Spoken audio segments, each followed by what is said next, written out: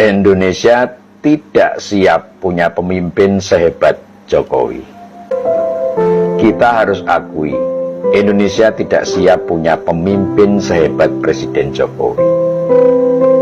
Tidak siap secara mental dan tidak siap secara politis. Politisi kita tidak siap, pers kita tidak siap, para aktivis kita tidak siap. Bahkan kalangan seniman dan budayawan yang kita anggap berwawasan luas dan punya perspektif kemanusiaan yang jernih juga tidak siap. Politisi kaget dan melihat hadirnya figur Jokowi sebagai fenomena yang langka di dunia perpolitikan di Indonesia. Politik itu kotor, tapi kok ada politisi bersih yang bisa masuk gelanggang. Kalau istilahnya Pak Bambang Pacul, Jokowi ini Korea jenis yang berbeda. Mungkin Korea hibrida. Pers dan media kita tidak siap dan cenderung menjadi kikuk dengan hadirnya pemimpin seperti Pak Jokowi. Kalangan pers yang punya jargon bad news is a good news jadi bingung menjual berita mereka. Nulis soal Jokowi isinya baik semua, padahal berita baik tidak menjual. Lalu bagaimana mau untung? Kalau sudah begitu, mau tidak mau media harus membuat pilihan. Jadi juru berita pesanan atau menyulap berita baik menjadi seburuk-buruknya. Para aktivis juga tidak siap menghadapi pemimpin seperti Pak Jokowi. Aktivis kan tugasnya mengkritisi. Kalau bahan yang dikritisi tidak cukup untuk dikritisi, lah terus mau mengkritisi apanya? Akhirnya jadi sama seperti media.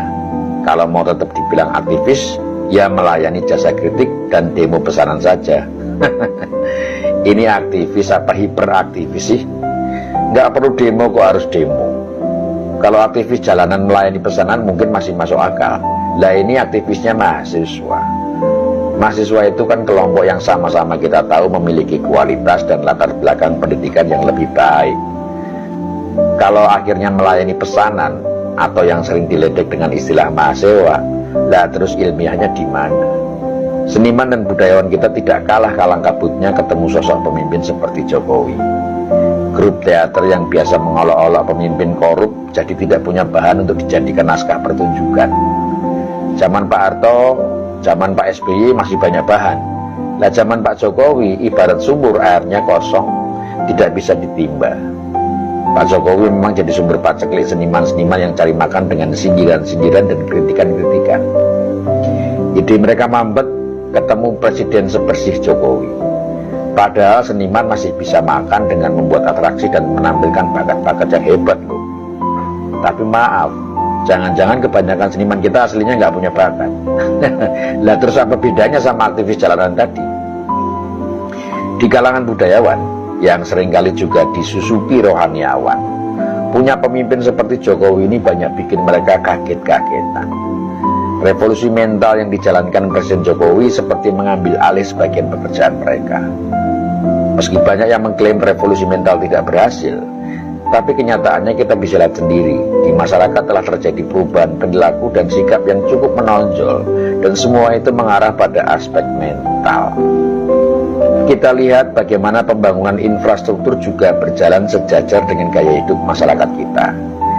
Jalanan tidak sesemrawut zaman dulu.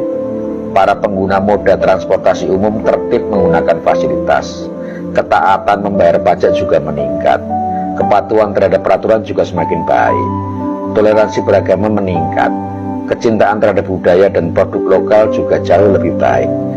Terus tidak berhasilnya di sebelah mana? Tanpa sadar, budayawan dan rohaniawan kita mulai kurang kerjaan. Dan harusnya mereka bahagia karena itu. Tapi seperti yang kita lihat belakangan, mereka ikut rame-rame menyudutkan presiden. Apa karena mata pencarian mereka mulai berkurang? Kalau iya kan bisa dibicarakan. Tapi ketidaksiapan itu tidak berlaku bagi rakyat atau kelompok awam yang memang sangat merindukan pemimpin seperti Pak Jokowi. Sejak Pak Jokowi menjabat di tahun 2014 sampai hari ini, kepercayaan, kebanggaan, dan rasa cinta rakyat Indonesia kepada pemerintah, terutama presidennya, sangat tinggi. Rating approval hingga awal tahun ini masih di atas 70%. Ini tidak pernah terjadi pada presiden-presiden sebelumnya. Kalau kita lihat di media, saat kunjungan ke berbagai daerah, kita melihat masyarakat dengan tulus mengekspresikan kecintaannya kepada presiden. Dan fakta itu yang mau disangkali dan digerus oleh kelompok yang ingin merebut estafet kepemimpinan secara paksa.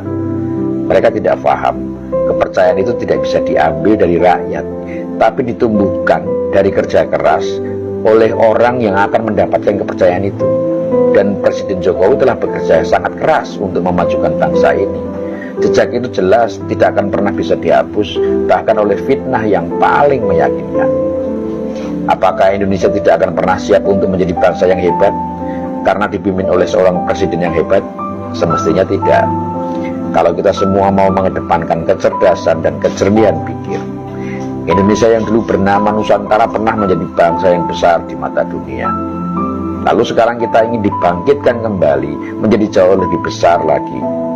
Tapi hanya karena segelintir orang yang merasa dirugikan karena kehilangan nafkah dan kekuasaan, lalu menghasut kita untuk melawan kebangkitan itu dan kita mau mengikutnya. Hanya mereka yang tidak peduli pada kedaulatan bangsa dan negara yang tidak ingin Indonesia menjadi hebat.